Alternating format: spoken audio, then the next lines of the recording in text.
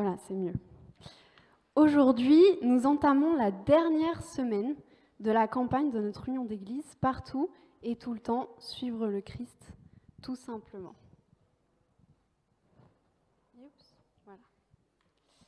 Mardi, alors que je marchais dans la capitale, devant moi, je voyais une foule d'êtres humains, des êtres humains pressés. Une foule qui ne connaissait pas ce que moi, j'étais en train de redécouvrir. Un message de dingue qui les concernait. Un message qui concernait cette foule. L'apôtre Paul, alors qu'il est en prison, encourage les églises d'Asie mineure. Alors qu'il est emprisonné à cause de sa foi, il est émerveillé. Émerveillé devant le grand projet de Dieu. Et c'est son émerveillement qu'il veut partager pour encourager et relever les églises d'Asie mineure. De tout son être, vous savez, vous l'avez lu, Paul est un passionné. Il est un passionné pour l'Évangile. Et il est passionné par ce message. Les bénédictions de Dieu ont été déversées sur vous, chrétiens d'origine païenne, comme sur nous, chrétiens d'origine juive. Ainsi, nous sommes tous ensemble un nouveau peuple et des nouvelles personnes en Christ. Des humains bénis par Dieu et des canaux de bénédiction en Christ. Est-ce que vous avez l'habitude de vous émerveiller ? Je vous propose de lire sa lettre adressée aux Éphésiens, chapitre 1, versets 3 à 14.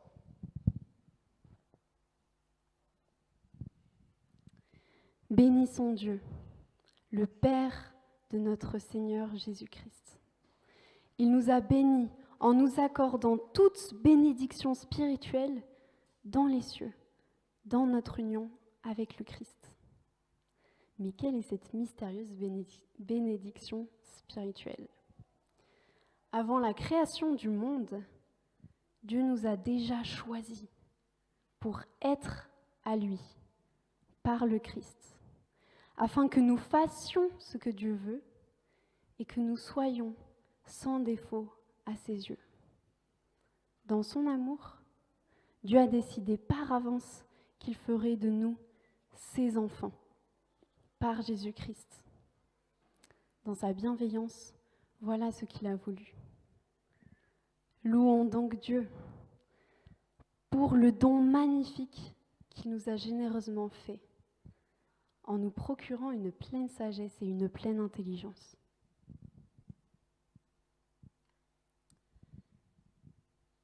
Car par le sang versé du Christ, nous sommes délivrés du mal et nos péchés sont pardonnés. Dieu nous a ainsi manifesté la richesse de sa grâce, qu'il nous a accordée avec abondance en nous procurant une pleine sagesse et une pleine intelligence. Dans sa bienveillance, il nous a fait connaître, nous d'origine juive, le projet de salut qu'il avait décidé par avance de réaliser par le Christ. Ce projet, que Dieu conduira à son accomplissement à la fin des temps, consiste à rassembler tout ce qui est dans les cieux et sur la terre sous une seule tête, c'est-à-dire un seul représentant, le Christ. Par notre union avec le Christ, nous avons reçu la part qui nous était promise, car Dieu nous a choisis par avance selon ce qu'il a décidé. Et Dieu réalise toutes choses conformément à ce qu'il a décidé et voulu. Louons donc la grandeur de Dieu. Nous qui avons été les premiers à mettre notre espérance dans le Christ. Vous aussi, quand vous avez écouté sa parole, qui est la vérité, la bonne nouvelle qui vous a apporté le salut, vous avez mis votre foi en Christ.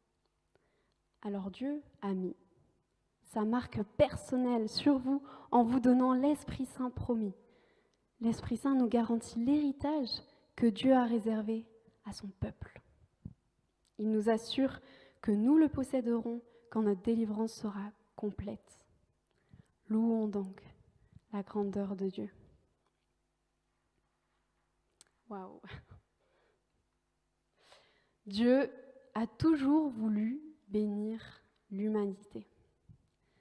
Avant même qu'il ne suscite la vie, que la lumière soit, Dieu avait le projet de répandre ses bénédictions sur l'humanité.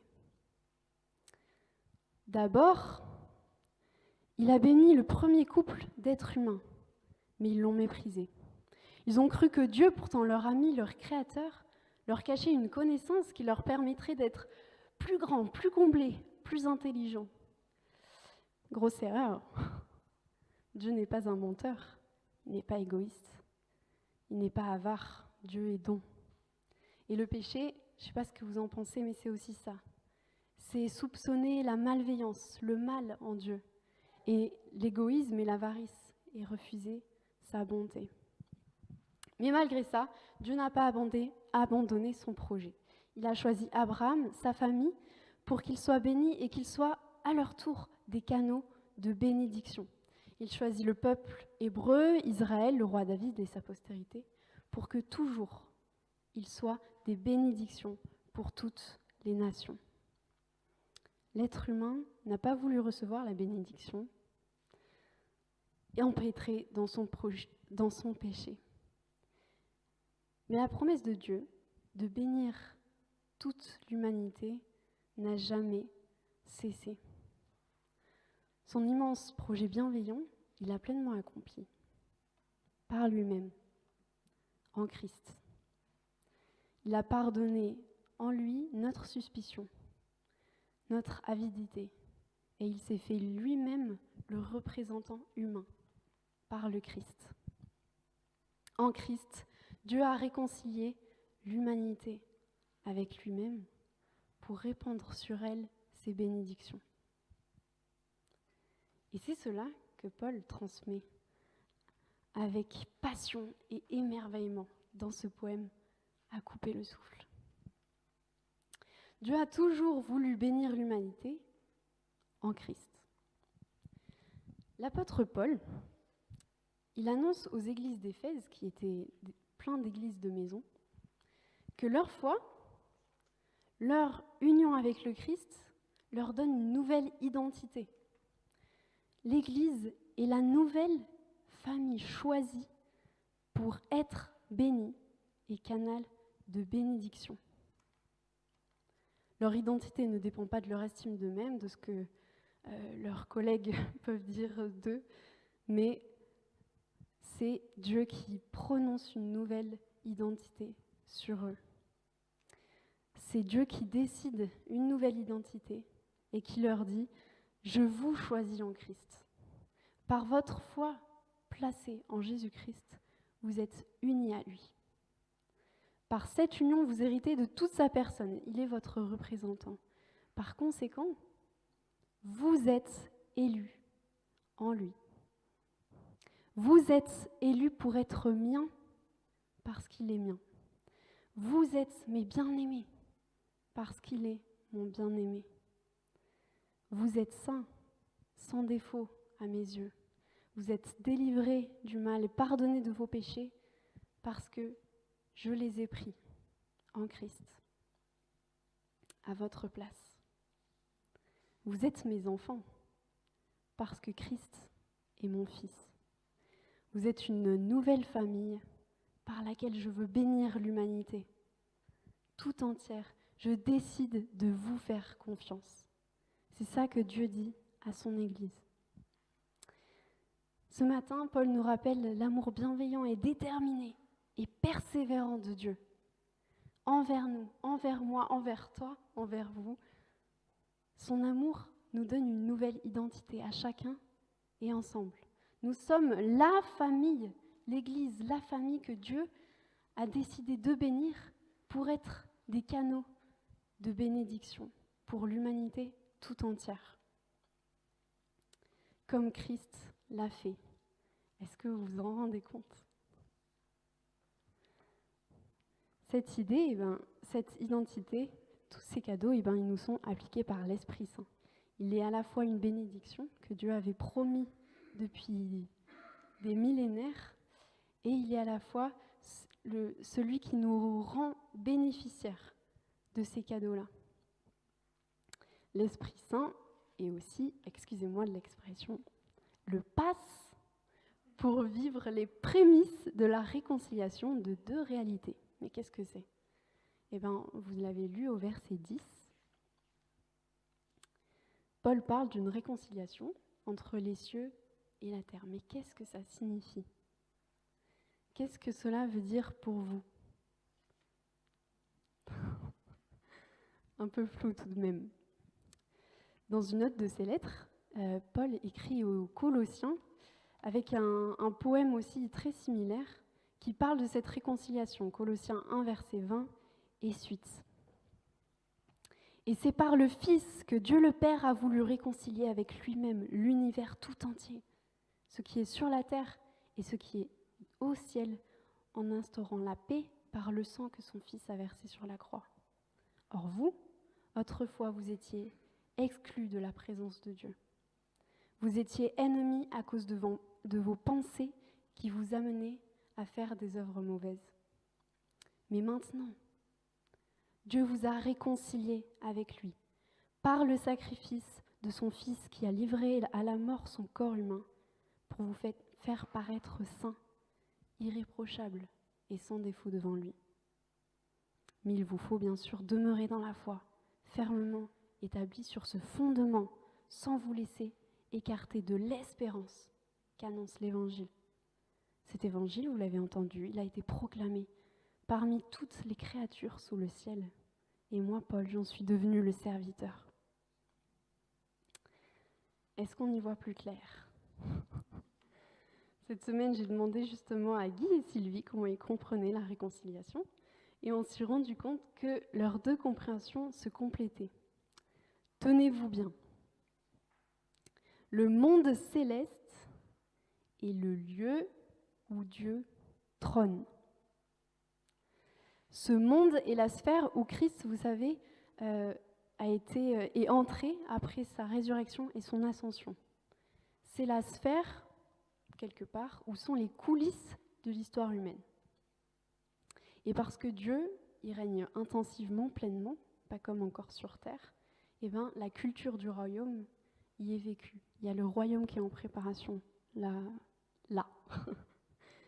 Mais s'il y a eu réconciliation, ça veut dire qu'il y a eu division. Et la division entre le monde terrestre et le monde céleste, c'est opéré par le péché, par les premiers êtres humains, par leur manque de confiance en Dieu, en sa bonté, en sa générosité. Lui qui leur avait pourtant tout donné, ils sont sortis de la présence parfaite de Dieu, de la communion avec lui. Ils sont sortis de ce monde. C'est un peu le paradis métaphorique, l'Éden métaphorique. Mais le Père a tout réconcilié, l'univers tout entier avec lui-même. Si vous me suivez encore, qu'est-ce que la réconciliation entre ces deux mondes signifie concrètement pour nous, ici et maintenant ? Eh bien, pour moi, cela signifie qu'en ce moment même, nous faisons l'expérience de cette réconciliation. Là, maintenant, nous, là où est vécue la culture du royaume de Dieu, on vit les prémices de cette réconciliation. Là où le Dieu trinitaire est loué, là où son histoire et son œuvre, l'œuvre de Jésus-Christ et son identité sont annoncées, là, on goûte à cette réconciliation. Quand l'Église libre de Toulouse collabore avec les chrétiens des autres églises, là on goûte à cette réconciliation. L'Église une et universelle. Quand l'Église de Toulouse est multiculturelle, multigénérationnelle, remplie d'hommes et de femmes, de diversité et de tas de milieux sociaux différents, quand elle est riche de ses multiples talents, des vocations d'humains, tous touchés par la grâce de Dieu, là on vit la réconciliation que Dieu a opérée en Jésus-Christ.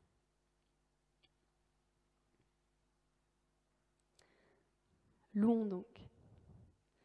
C'est la conséquence naturelle de ce qu'on apprend. Et à 4 reprises, Paul nous invite à louer.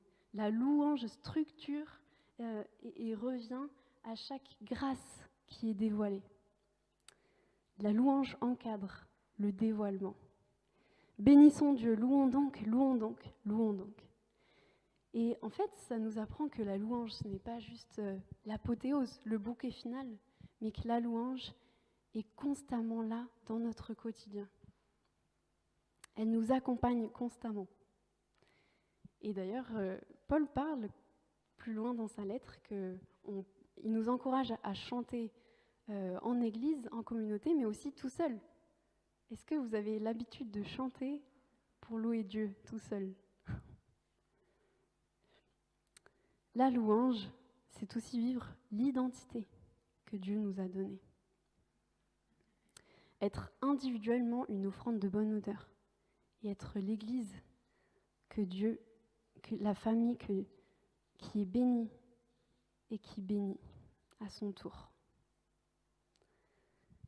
Pour faire du bien à l'humanité, on a bien sûr besoin de se rassembler, d'être ensemble le dimanche matin, de s'encourager les uns les autres, de louer Dieu ensemble, de renouveler notre émerveillement devant qui il est, comme Paul nous y encourage, devant ce que Christ a accompli. Mais inévitablement, pour bénir l'humanité, comme ce que Dieu nous donne comme identité, on a besoin de se disperser. Pourquoi vous venez ici le dimanche matin ? Pourquoi est-ce que vous fréquentez cette église ? Pour être qui nous sommes en Christ, qui vous êtes en Christ, vous accueillerez dans une semaine ces femmes vulnérables, leur donnerez du repos, du ressourcement, de la sécurité et de la bienveillance. Pour être qui vous êtes en Christ, vous ouvrez vos maisons pour des groupes de partage dans lesquels ceux qui ne connaissent pas Dieu pourraient être écoutés, accueillis et recevoir une parole que Dieu leur donne. Pour être qui vous êtes en Christ, vous êtes écolo dans le soin et la restauration de la création de Dieu. Pour être qui vous êtes en Christ, vous êtes animateur jeunesse, modèle d'une foi vivante et actuelle.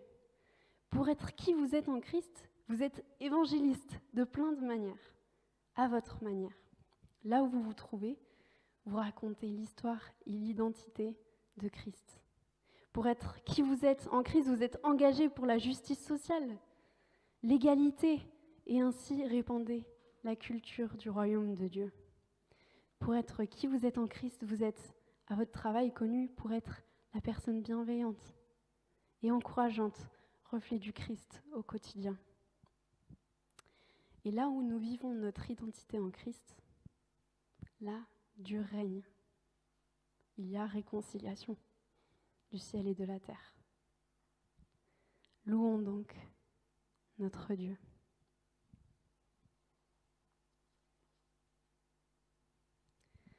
Dieu a toujours voulu bénir l'humanité. Il l'a fait en Christ. Louons donc. Nous sommes la famille que Dieu a bénie pour être à notre tour des canaux de bénédiction pour l'humanité tout entière. Il nous fait confiance à chacun et ensemble pour accomplir notre identité et bénir. Louons donc notre grand Dieu à toujours bienveillant. Émerveillons-nous devant son beau et immense projet.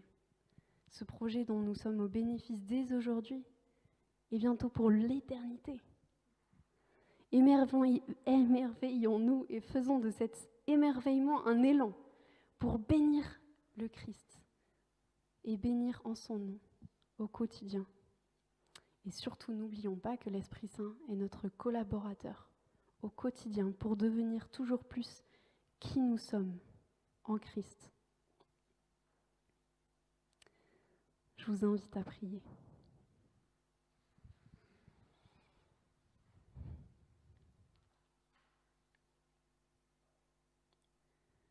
Notre Dieu, notre Père, oh que tu es bon, que ta grâce surabonde, qu'elle nous émerveille. Merci pour ta bienveillance déterminée et persévérante. Merci de prévoir la réconciliation totale, ton salut accompli, et ainsi la venue de ton royaume. Merci d'avoir tout redonné en Christ et nous donner toute sa personne. Merci de vouloir collaborer avec nous en nous faisant confiance pour répandre le bien en ton nom.